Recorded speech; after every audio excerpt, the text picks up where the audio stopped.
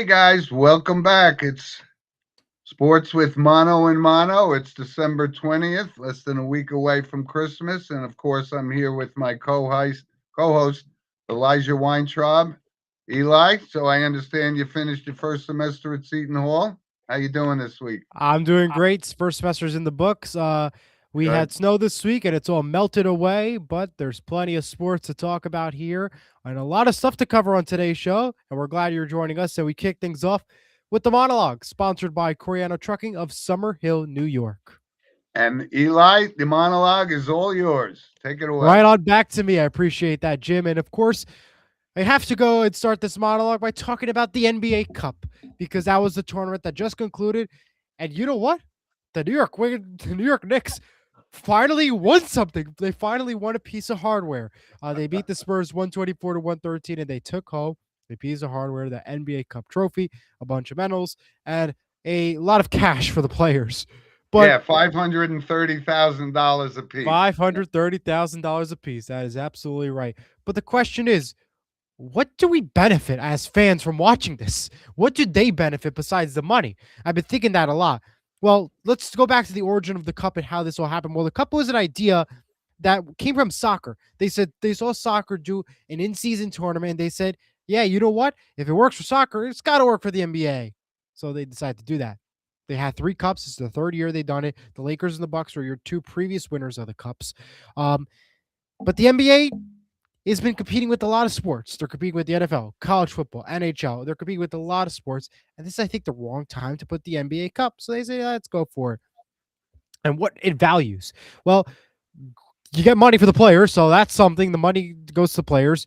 And you get a trophy for the team.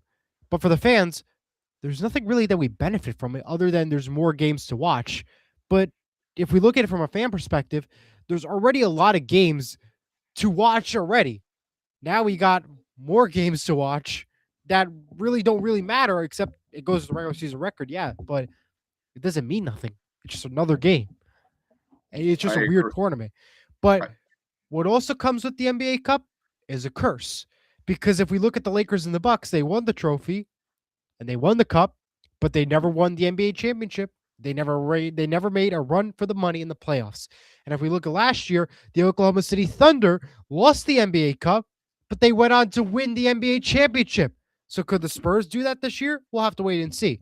To me, I think the Knicks should savor this win because this might be the only piece of hardware that they're going to get in a long time. They decided they ain't going to hoist the banner because they said, you know what, it means nothing. Um, and they ain't going to close up. And maybe they'll win a trophy this year, another trophy with the NBA championship. But in my eyes, though, I see that there's a curse with this tournament, and I don't see them winning a trophy, the main trophy, anytime soon in my eyes. But let me know your thoughts. Are the Knicks cursed? Are they not going to win an NBA championship now that they won this cup? And how do you like this cup? What are your thoughts? Be sure to call on as well. Scan the QR code and click on the link as well. Yeah. And I have some thoughts on it. And you know my thoughts. Yeah. It really doesn't mean anything. It's basically just regular season, but they mask it right. Um, the fact that there was a controversy whether they should raise a banner. Raise a banner. You won regular season games. It has no meaning. It would be almost an embarrassment to raise that to the rafters, and it would Well, the be Lakers and the Bucks did. disrespectful to it'd be disrespectful to the last NBA championship that the Knicks won some 52 years ago. 1973. But we have to keep in mind two things, though. The Lakers and the Bucks, they hosted a trophy, and they hosted a banner as well. And they didn't care. And the Lakers just won a couple years ago, the 2020 NBA Finals at Disney World. I Uh, know. And I know you're a big believer in curses in sports. I know. yes, I believe in the curses in the sports, and I think that they're cursed. They're not going to win the trophy now. But maybe because they didn't hang up a banner, maybe they won't be cursed. But we'll have to Well, wait and see. it just is really basically we've talked about it, Eli. It It means really nothing for the is fans. meaningless in all aspects of the regular season. So it did they get more viewership because of this? Maybe a little bit, but as you Well, said we haven't before, checked the viewers. Let's check that out. right? But you're absolutely right. They're competing right now with NFL and college football and now the start of college basketball. So, you know what? It's something I guess the NBA and Silver thought would be more intriguing. And you're right, Oklahoma City losing last year, they were clearly the best team, and right now they're the best team in the NBA.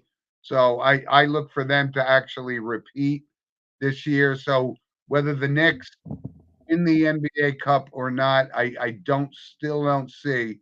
Although they do have an easier path in the Eastern Conference with the Celtics being non-relevant and the Pacers not being relevant this year. Right. So they do have a clearer path, but you know what? Overall, it doesn't get me excited that multi millionaires get an extra $500,000 in their Christmas stocking. So Well, to go to the viewership, and then I'm going to go to comments and a caller. This year's viewership was only 3.07 million viewers on Prime Video. Believe it or not, it is down from the first final, that first NBA Cup final, which averaged 4 million viewers. But again, they mhm. also moved to a streaming platform, Amazon Prime Video, which they did a good job. Don't get me wrong, but still, it is the viewership is not high either. It's 3 million. Dancing with the Stars had more viewers. Figure that one out.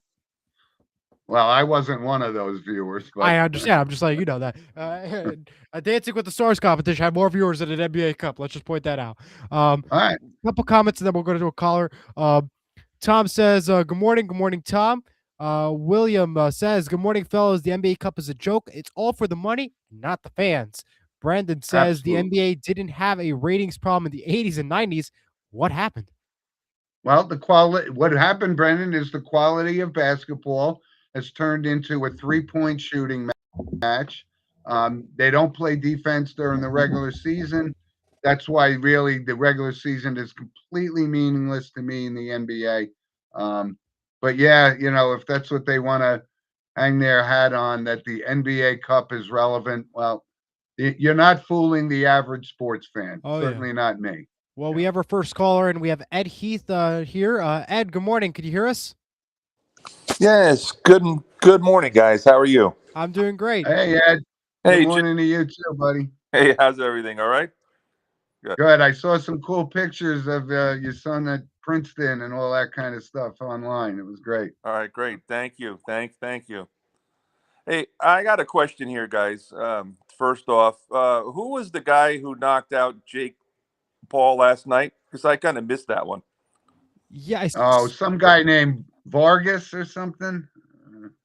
forgot to look up the opponent, but yes, I know the big fight was last. Anthony Joshua. Anthony Joshua. Yeah. Yes, Yeah. and Okay. he broke his jaw too last night. I saw that. That was pretty crazy in Yeah, itself. it Jake was a Paul. wicked shot. Yeah, it was a Yeah, wicked. You know what? You know what's so funny, Eddie, is because we talked about this about how great when you and I were growing up, how great boxing was, and Yes. you know, you just had constant, you know, the top echelon. But you know, Ed, in boxing, there really is it's a dying sport, and I there's really very little interest on my part.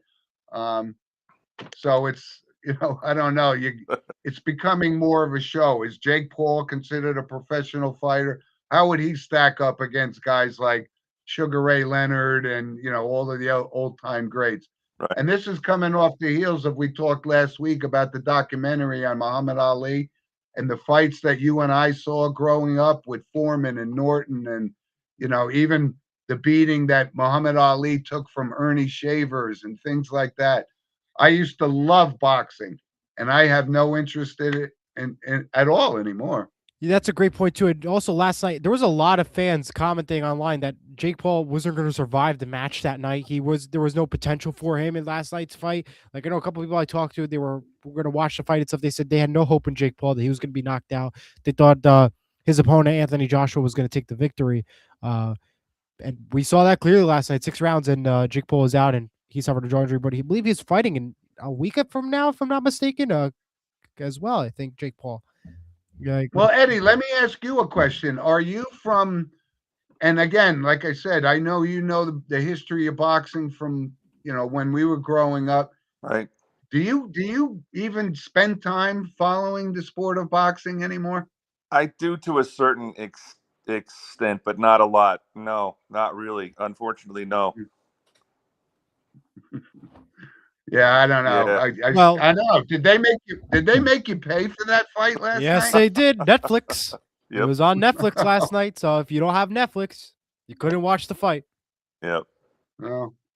Well, that's just like any sport, and even national television shows, which I'll get to in my random point segment. They're moving from cable television, where we all used to watch. You got to pay to watch. You got to pay to watch. You got to do this. You got to do that. Yep.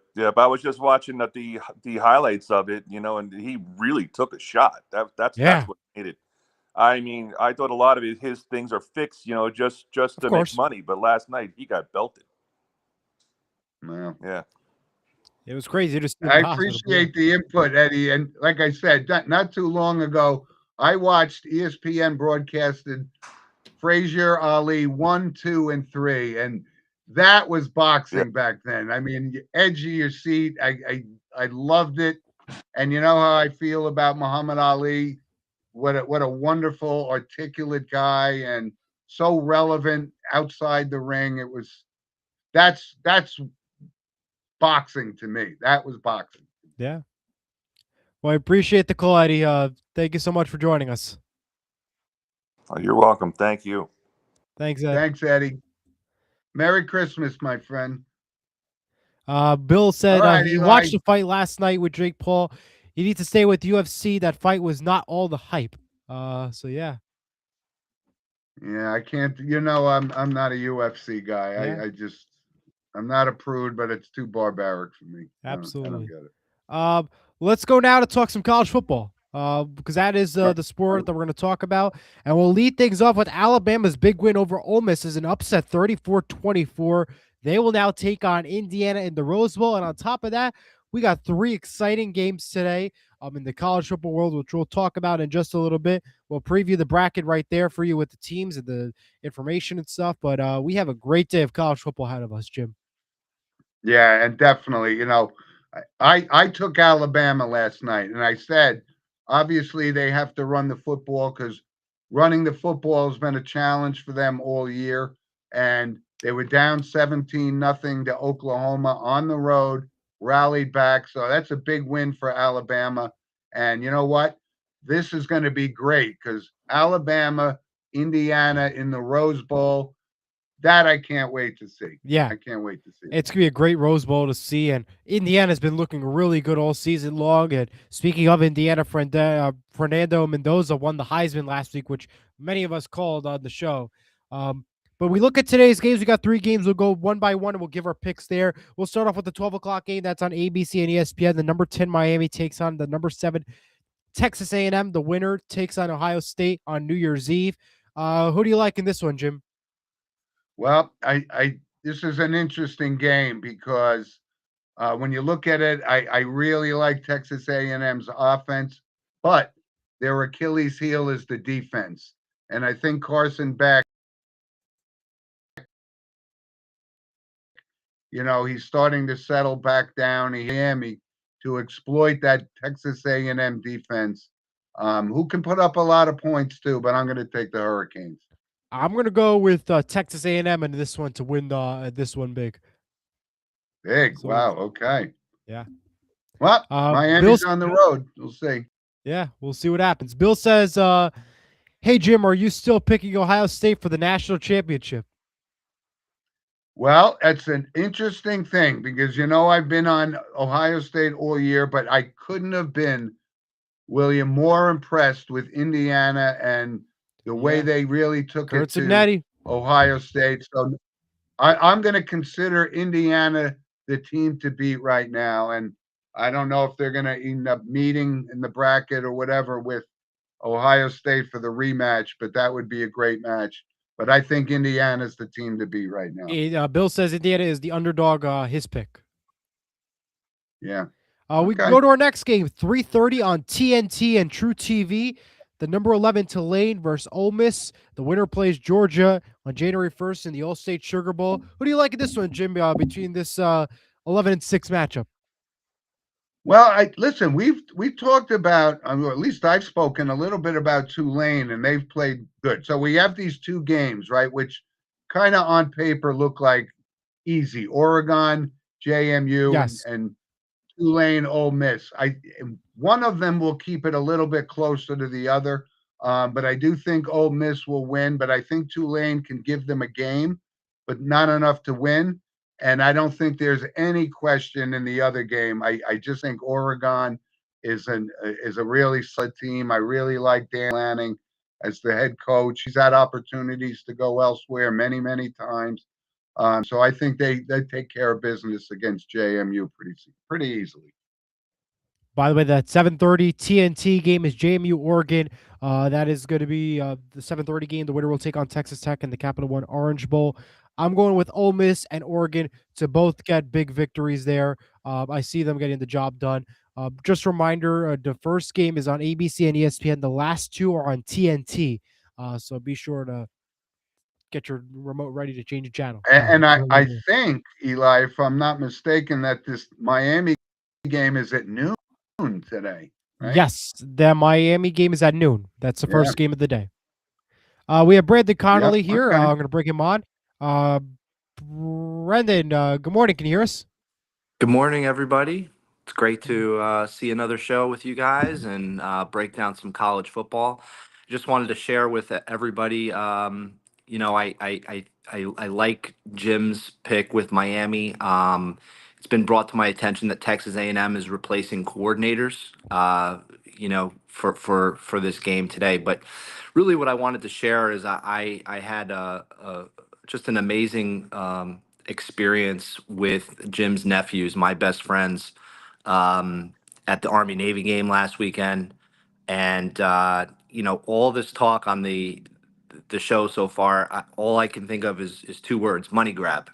Everything has been a money grab. The NBA Cup, boxing, etc. The purity of now we're talking college football playoff.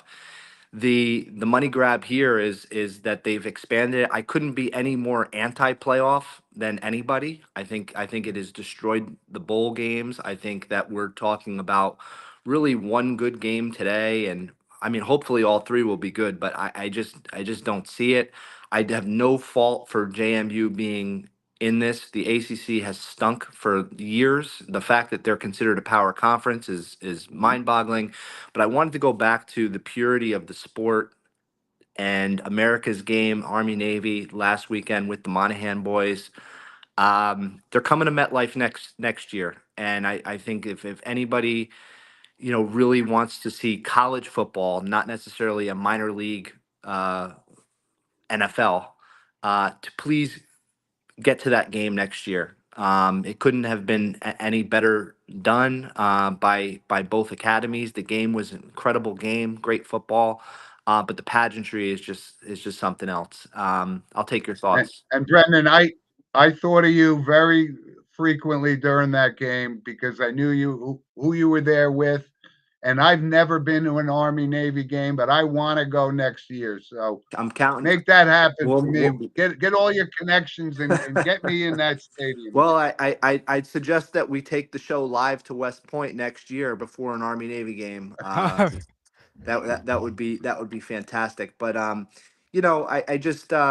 couldn't be any more anti-playoff. I just and talk about money grab again. The NFL has inserted itself today again, and they're going to do it again on Christmas, and it's just got to stop. And again, I'll take your thoughts on this because maybe I'm in the minority, but I just feel like we're oversaturating the sport.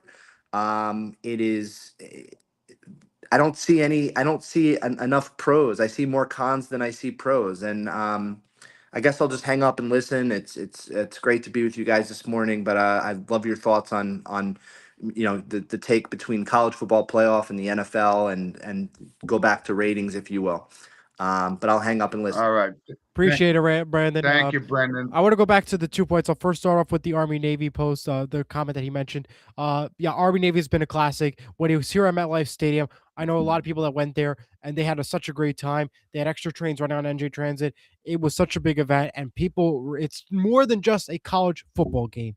It's the matter of the fact of these two great branches of our military playing football, uniting together, to have some fun, and it's really such a great experience. And to his other comment about the NFL and stuff, I said this to you, Jim, earlier. The NFL needs to be and always wants to be number one, and they cannot let another sport or another league take the crown. And that is just the bottom line, because we see it now. Look at this Christmas Day. We have now 3 games, went from 2 to 3. And they were, guess what? On streaming platforms, Netflix and Prime Video. So which means is for us, the fans, what happens now is you either have 2 choices. You either have to watch the NBA games on cable television on ABC, or you're going to have to change your TV or your phone and go over to Prime Video and Netflix to watch these football games. And same thing like the Yeah. Saturday games. Now they want to compete with college football. They said, you know what? I don't want college football to be the king. Let's put some NFL games there. Let's put 2 of them, and let's put them in on the 2 TNT games. Because guess what? TNT are not a cable channel that is with the NFL. They're Warner Brothers, and they're only a college football thing. They're not a NFL thing. So let's just go ahead and compete with them. We'll put the games at Fox, let TNT run college football, and let them be college football. That's what happens. Just the NFL wants to be king.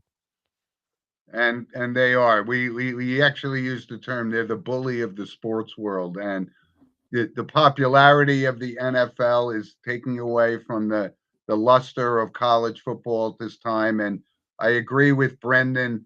Yeah, maybe we're oversaturated with the college football playoffs. But the good thing about the Army-Navy game is last week, that was really the only game that was on TV. Yeah. Yeah. And that was awesome. And at least the NFL did put games on that day. Yep. I guess that's a 1 plus. They did? No, they said they did it. I said. They said at least they did. did. Yeah, that's what I mean. Yeah.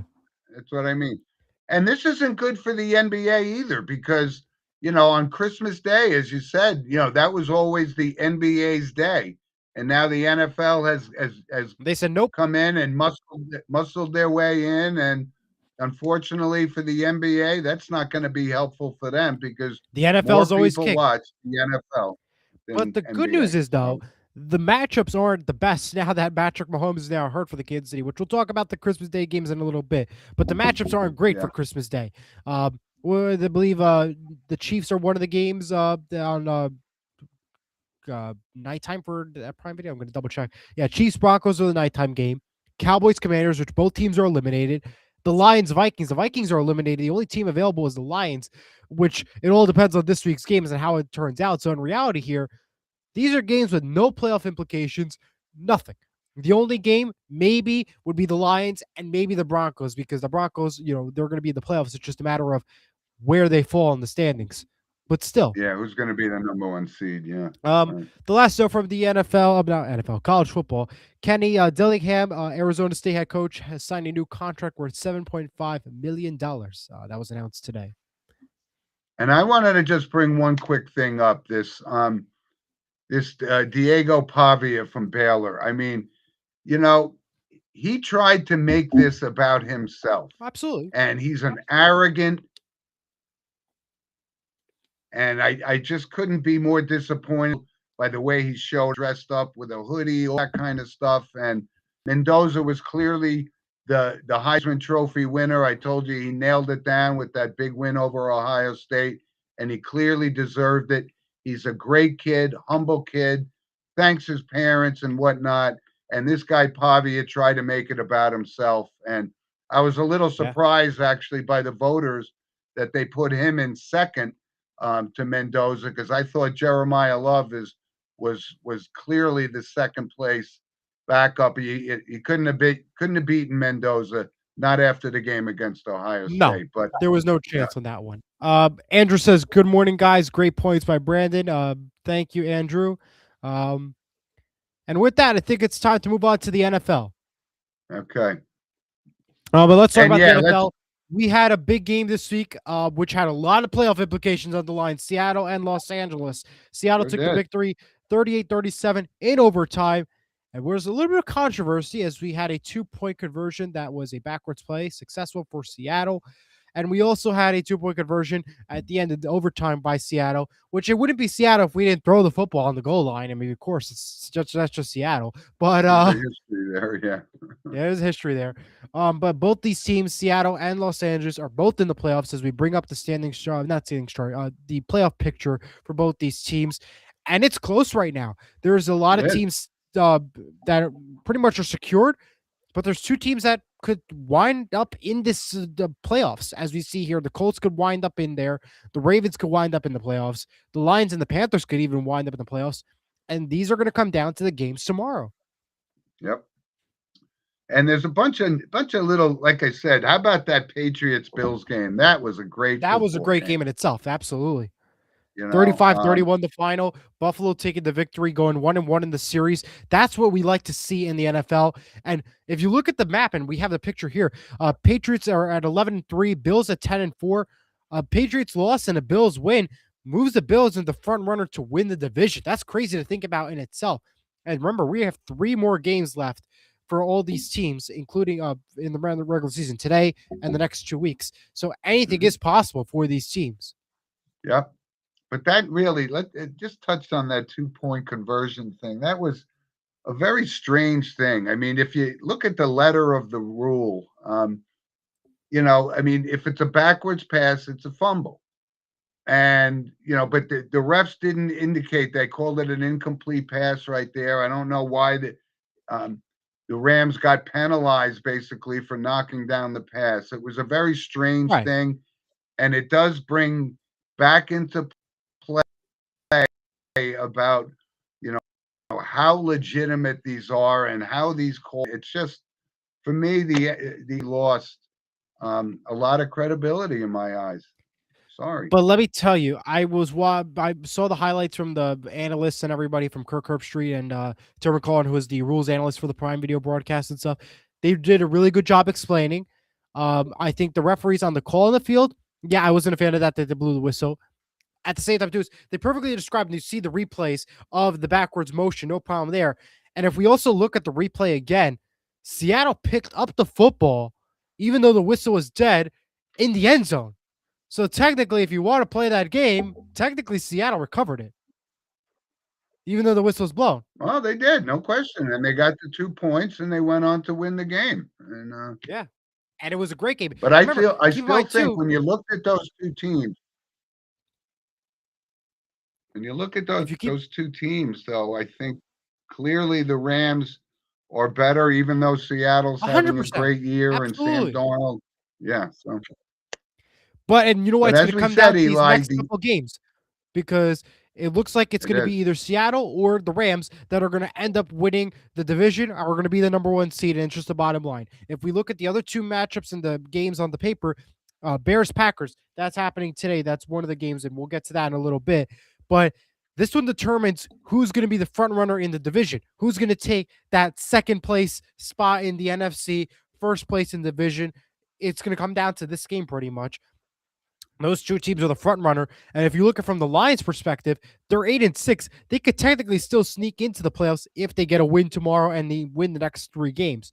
The Cowboys have no shot.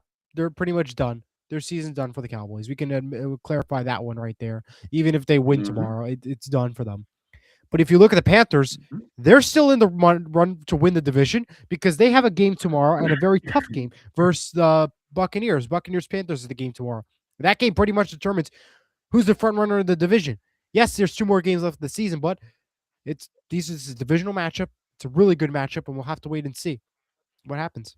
Well, I guess the only good thing about all of this is that there's a lot more parity, right? That this has kind of been an off year, and Patrick Mahomes goes down with an ACL, so we're not going to see the Chiefs, you know, in the playoffs this year. So I guess from a fan perspective, obviously not taking into account what teams you specifically root for, or what are your favorite teams. The parity is really, really good, and this is going to come down to the last week of the season about who goes where, who gets in, who doesn't. And you're absolutely right there. And if you look at back to the chart again, the Patriots, they could easily win the AFC if they win these next couple of games, and the Broncos take some falls. So it really is going to come down to how these 2 teams play out. And if you look at the team on the bubble, the Colts, if the Colts, Texans, and Jaguars, they're all still in the fight right now. Each of these teams have a potential to win division. Yeah, the Jaguars probably look like the front runner, but look at the Texans. They came out of nowhere. They did not have a great start to the season. Now look at them. They're potentially going to win the division here, depending on how the season goes. We're going to have to watch out for both those teams, particularly on the AFC South side of things. But a really tight race and a very interesting format as we look into the playoffs.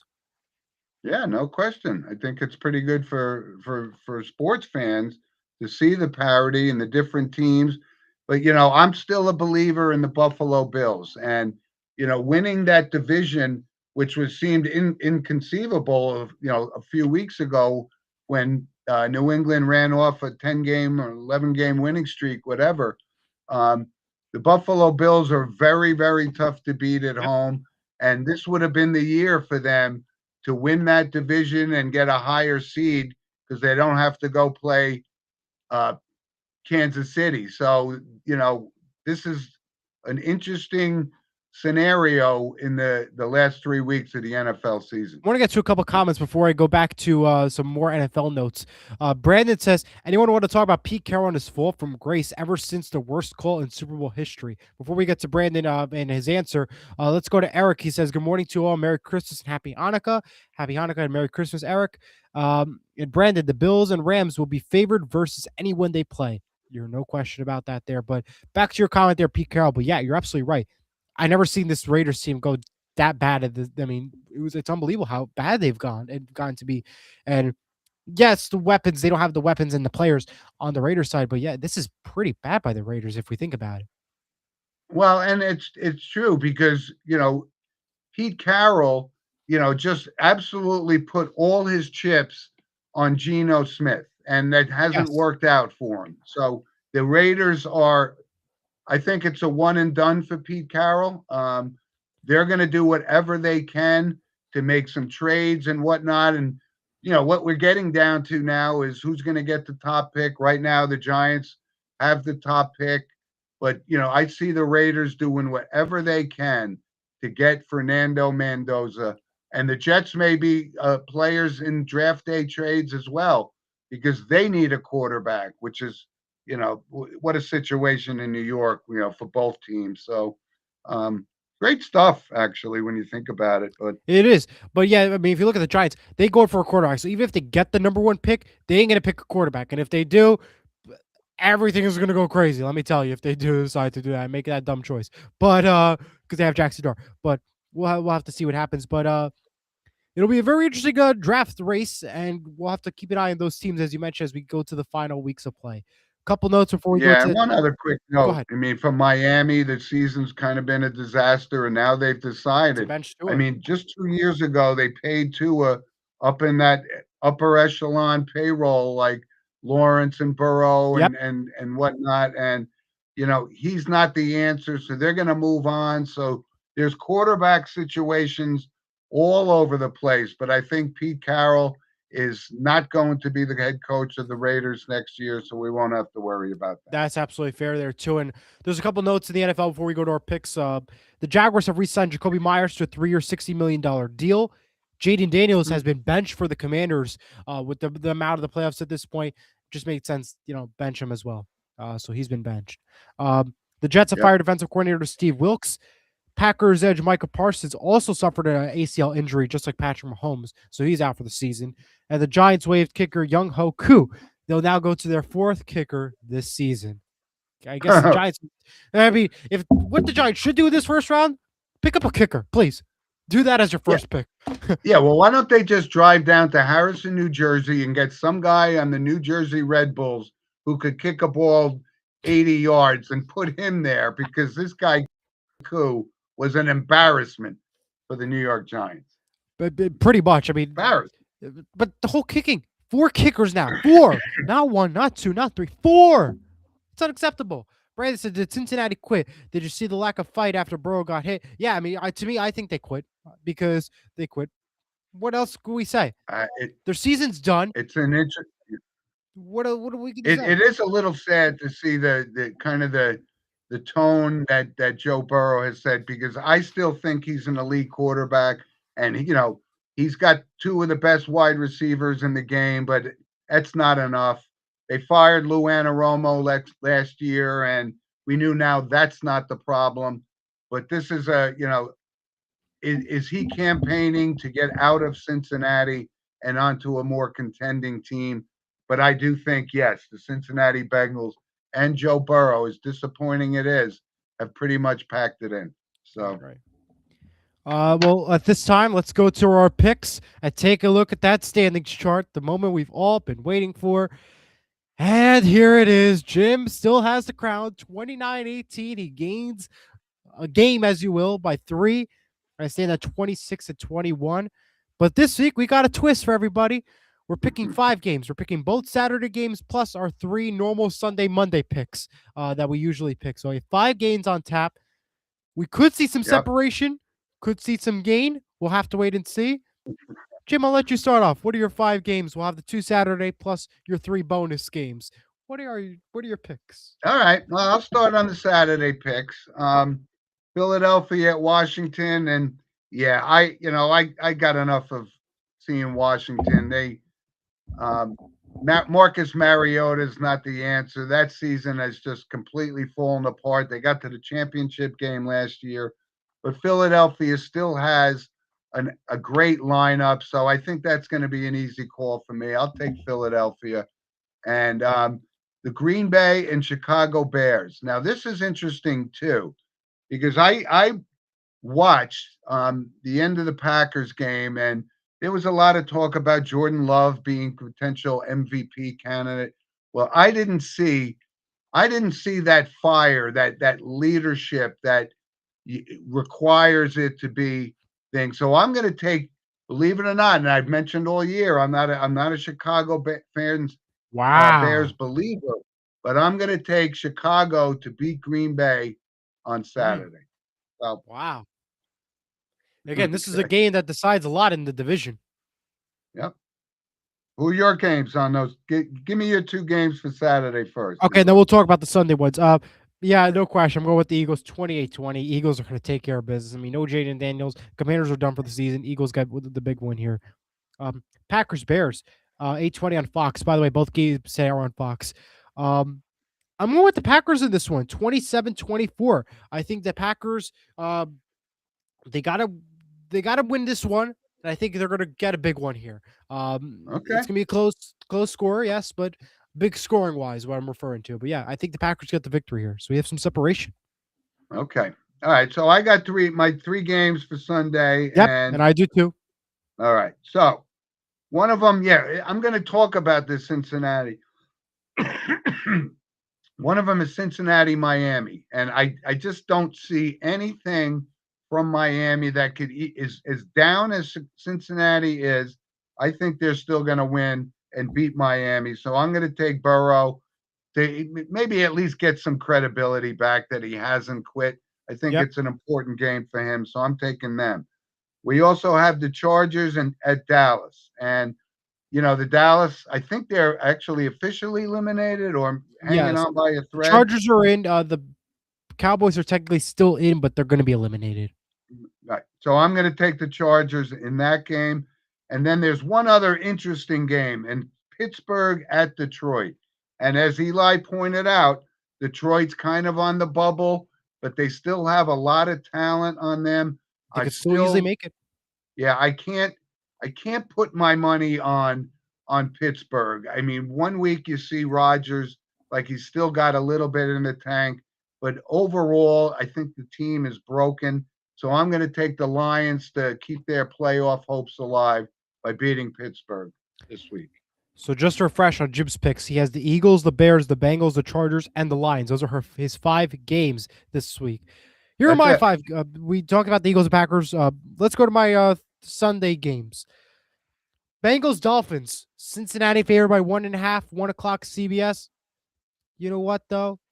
Miami's going to surprise a lot of people.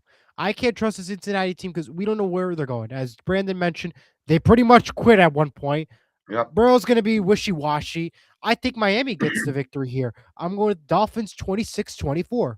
Okay. we have the Buccaneers and the Panthers, 1 o'clock on Fox. This is a game that is going to decide who's going to be the leader in the division and in the south of the NFC, who's going to have that shot in the playoffs. To me, the Buccaneers have been banged up with a lot of injuries, so I see the Panthers getting the win here, 22-18. Despite their loss last week at the Saints, I see the Panthers coming back and getting a win this week. Ooh, we're gonna have some separation one way or the other here. Go ahead. I don't know. Okay. We'll see. The Jaguars and the Broncos, 4:05 on Fox. A really good game as well, because you look at both these teams. The Jaguars are right now, they're sitting in the division winner spot, but the Texans could easily come up and jump into that spot without a problem because they have the Raiders this weekend, the Texans. Yeah. And the Broncos, they're sitting at first place. But can we trust this Broncos team?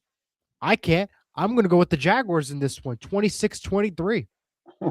Okay. Well, So I'm going with Yeah, the Eagles, the Packers, the Dolphins, the Panthers, and the Jaguars. Good luck, Jim. wow, good luck to you too. That's an interesting pick because, I kept saying all along, Denver wins, but they win very close games. But I think that's in Denver, right, Eli? Is that in Denver? Jacksonville, Denver? I think so. I'm muted. I'm sorry. It is in Denver. I'm sorry. Yeah. Okay. I was muted, but yeah, it's in Denver. All right. Interesting picks. This is going to be good. Good week. It's gonna be great. I'm excited. I mean, maybe we maybe have some separation. Maybe we'll be close. I'll be excited to see how this goes and plays out. Good luck to you. Hopefully, I get Good. the crown back. I mean, this is this is my time. Maybe. All right. Well, a couple other quick things. So, not much happening in Major League Baseball besides the Yankees letting another pitcher go, and he goes to the Mets. So, we got Williams and Weaver to the Mets. But I'm still reeling that they just let Pete Alonso go. I'm shocked by that. I don't understand it, but I hope he thrives in Baltimore. But that means the Yankee fans have to play them. They probably play 12 to 16 games or whatever into division. But that was really the only notable thing. The thing is that the Yankees didn't even have a conversation with Luke Weaver. So I don't know what their plans are. I don't Right either. now, they really haven't done anything to improve the team. So it's going to be an interesting offseason. We'll see how that plays out. It really is. So And not much going on. a couple other notes in the MLB because I was going to bring up a random points, but might as well bring it up now. The Padres signed Michael King to a 3-year deal worth $75 million. The Phillies and Adolis Garcia signed a 1-year, $10 million deal, and Adrian Hauser and the Giants signed a 2-year, $22 million deal. I don't know.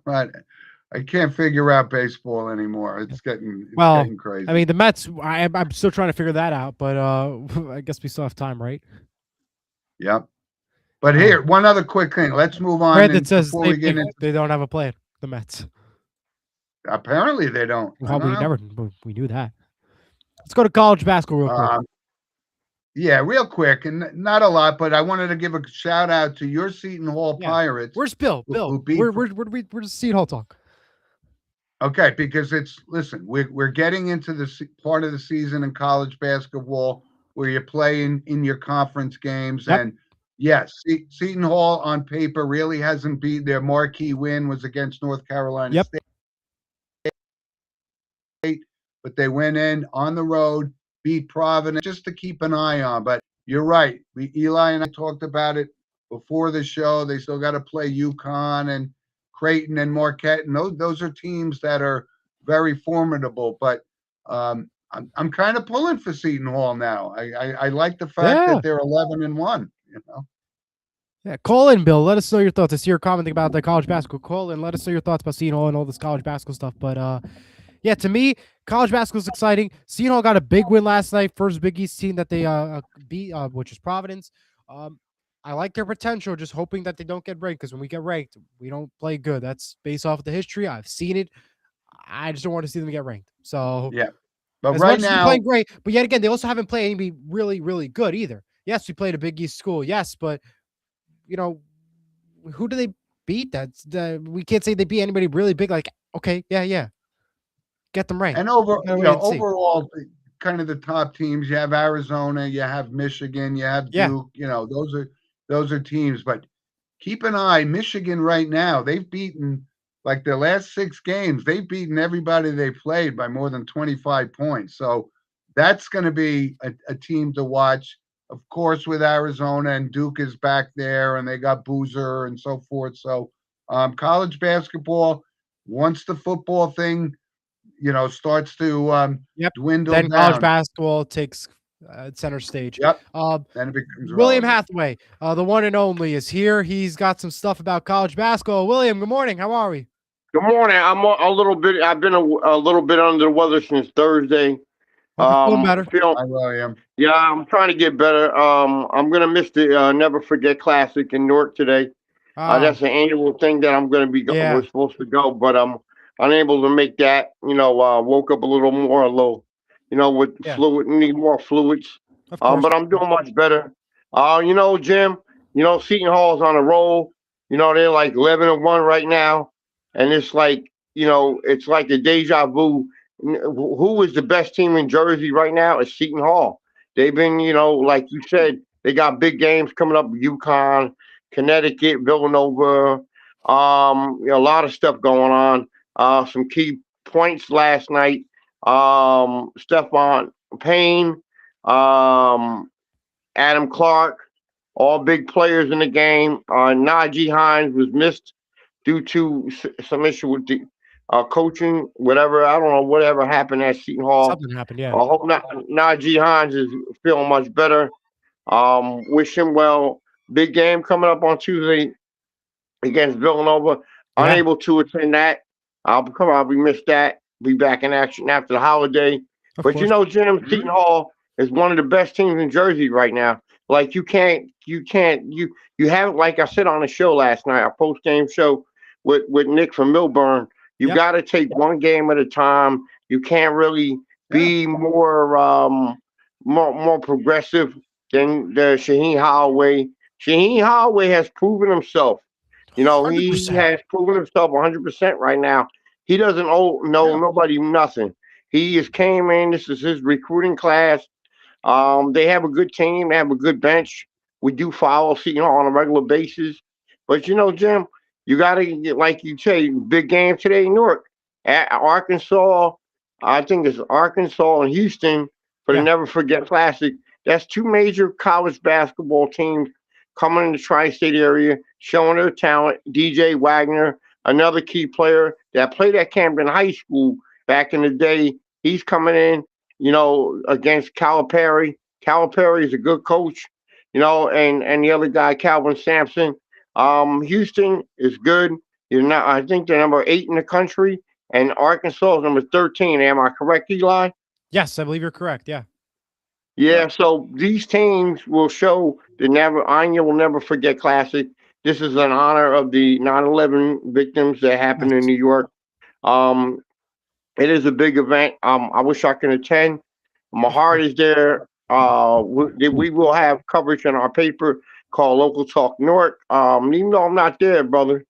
But I'm getting better each and every day.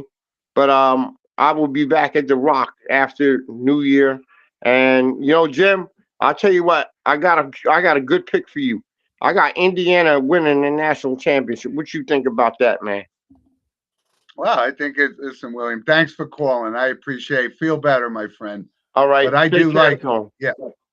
I do like Indiana a lot right now. So I think they're my favorite, like we talked about. Yeah. So feel better, I'll talk to buddy. you guys Yeah. soon. Feel better, Bill. All right. Talk to you soon, man. Thank you, Will. Yeah. All right. A couple comments All right, real quick Eli. before we go to random points. Brandon says, "Isn't it crazy how Lane Kiffin is pretty much forgotten since he left for LSU? Notre Dame got left out. Michigan has a scandal that is just bizarre and tragic. Seems like years ago that Lane left for the Bayou." Uh-huh. And frankly, Well, because it's not really relevant. It's pretty much something that we knew. It's greed, Brendan. It was more important for him to get 300, extra $3 million a year when this could have been, an opportunity for him in this college football playoff to make Ole Miss relevant again, and he decided to take the money. I'm well over it. Frankie says, "Morning, gentlemen. Arkansas and Calipari are the real deal. He is the best college coach of all time, in my opinion." Yeah, he's pretty good, Frankie. Thank you for that. Yeah, when we focused on Seton Hall from a Jersey perspective, Right. but we still know who Who's the best teams teams out are. there? It's Yeah. Houston. Appreciate it's Bill for the Houston. insight It's there Duke. too. Thanks, Frankie. Appreciate Yeah. it, buddy. Let's go to some random All right, points because we Eli. are running later than usual. Presented by Lynch Toyota of Manchester, Connecticut. I got 3 points, small ones, so I'm going to kick it off. Yep. A major shakeup this week took place as the Academy announced that YouTube will be the new home for the Oscars starting in 2029, moving from ABC and cable TV to streaming. YouTube will be the non-paid platform. It'll be free for everybody to watch the Oscars. It'll not be on the YouTube TV subscription plan. So that's a plus there. But still, a major shakeup. We're going from cable television, from one of the major award shows, to streaming and YouTube. And the last 2 notes. Earlier this week, Bergen Catholic and Ramapo, their basketball game, was canceled on Wednesday following unsafe court conditions following a slippery court. The JV game was playing before somebody got hurt because of it, and the game got suspended mid-game. Varsity did not play that night. JV got suspended mid-game, and a crazy sight to see in Bergen Catholic. And the last note, the 2025 SNL finale is tonight with your hosts Ariana Grande and Cher as your musical guests. I'm looking forward to that one. And this will also be Bowen Yang's final SNL show, as he announced he will be leaving the show after 8 seasons. Pretty crazy stuff for Saturday Night Live. Tune inside; should be a good show. Good. Okay. Go ahead, Jim. It's all you for the random points.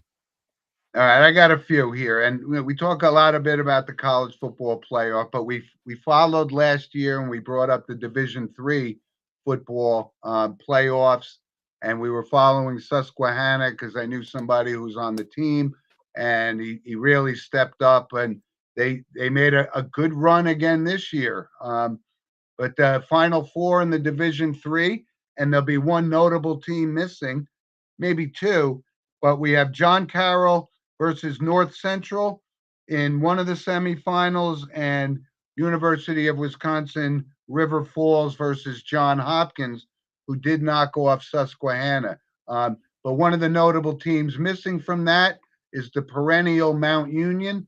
So Division III is pretty good football as well. So I just wanted to kind of give a shout out to John Kaczynski from Susquehanna. It was his last game, but congratulations on their run there. Couple other quick notes.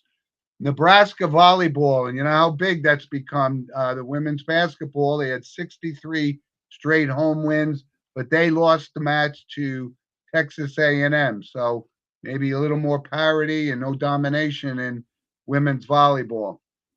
Couple of hockey notes. Leon Draisaitl got his 1,000th career point for the Edmonton Oilers, and that's the 4th fastest in NHL history. This guy's playing with Connor McDavid is reaps a lot of benefits. So congratulations to him. And obviously, he's the first German-born player to get 1,000 points. And Max Celebrini, the #1 draft pick last year, 3rd fastest to 50 points in a season for a rookie.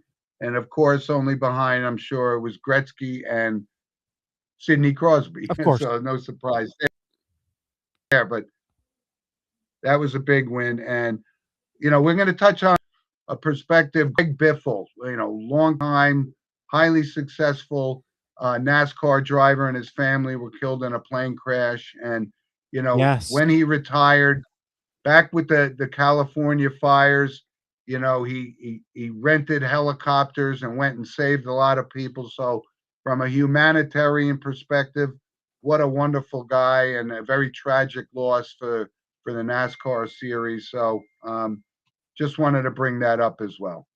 Yes.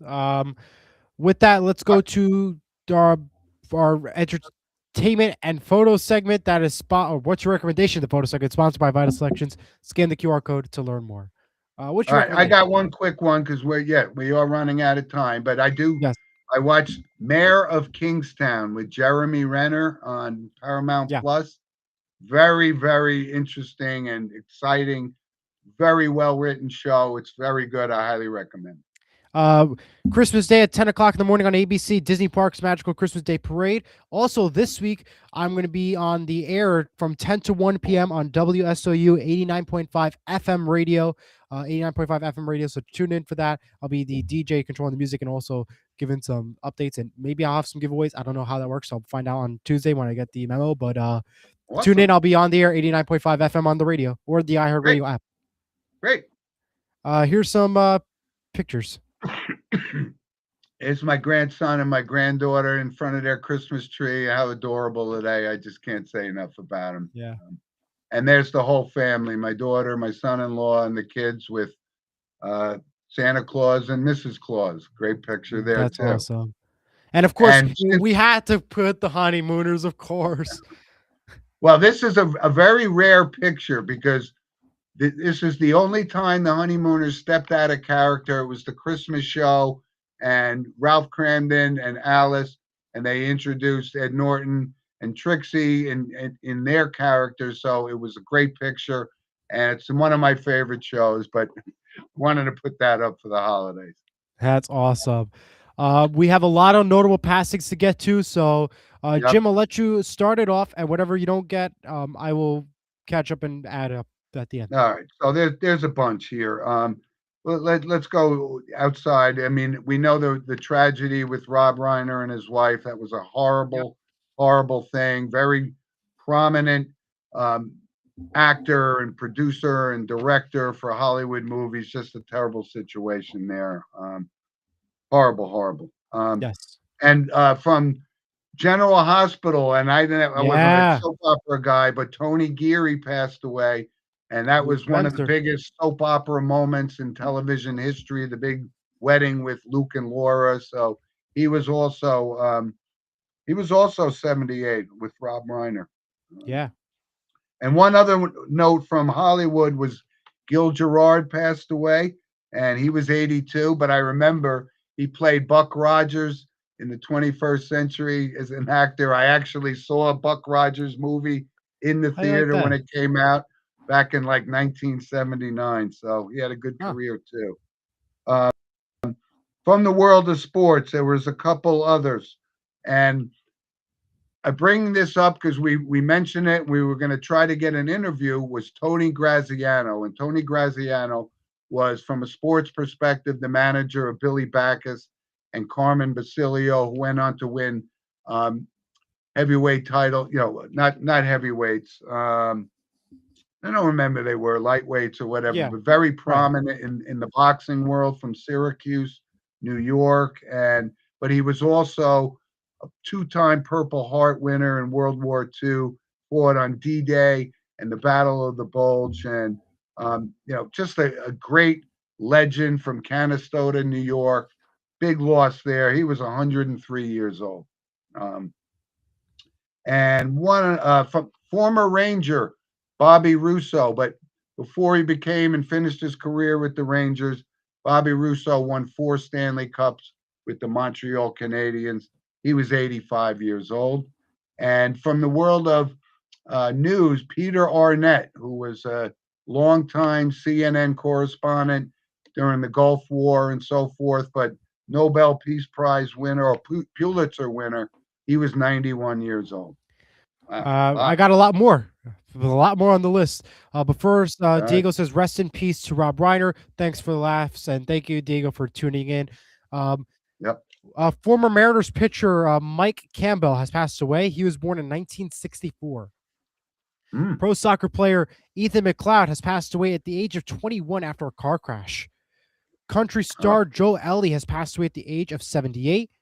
Former Devil and NHL star Paul Gange has passed away. He was born in 1962. From She's a Nad and Mama Jama, Carl Carlton has passed away at the age of 72. Former Vikings coach and personal executive Paul Wiggin has passed away. He was born in 1934. NCIS Los Angeles actress Rachel Carpani has passed away at the age of 45 unexpectedly. From the film Waterloo Road, actor William Rush has passed away at the age of 31. And the victims of the Australia shooting and the Brown University shooting we send our thoughts and prayers as always. Absolutely. Wow, what a tough weekend A lot of in that notable segment. passings, unfortunately. But other than that, But we had a great show, and we hope everyone has a Merry Christmas and Happy Holidays. And we thank you for tuning in to a great show of Sports with Mano and Mano. yeah, and I do want to send my Merry Christmas wishes to all our fans, and thanks for the support and the call-ins and so forth. And our show is growing, every week, and it's very gratifying for both Eli and I to be doing this show. We've been partners now for a couple of years, and it's great. And Eli just finished up his first semester at Seton Hall University, and congratulations to you. And Eli, congratulations. I'm going to try to listen to your DJ skills on the Ta. on the. Well, it's more of But the listen, audience. all my best to everybody, and you can always send us an email at sportswithmano@gmail.com. So Merry Christmas to all, and we'll see you back here. Enjoy your Christmas. See you back here next Saturday.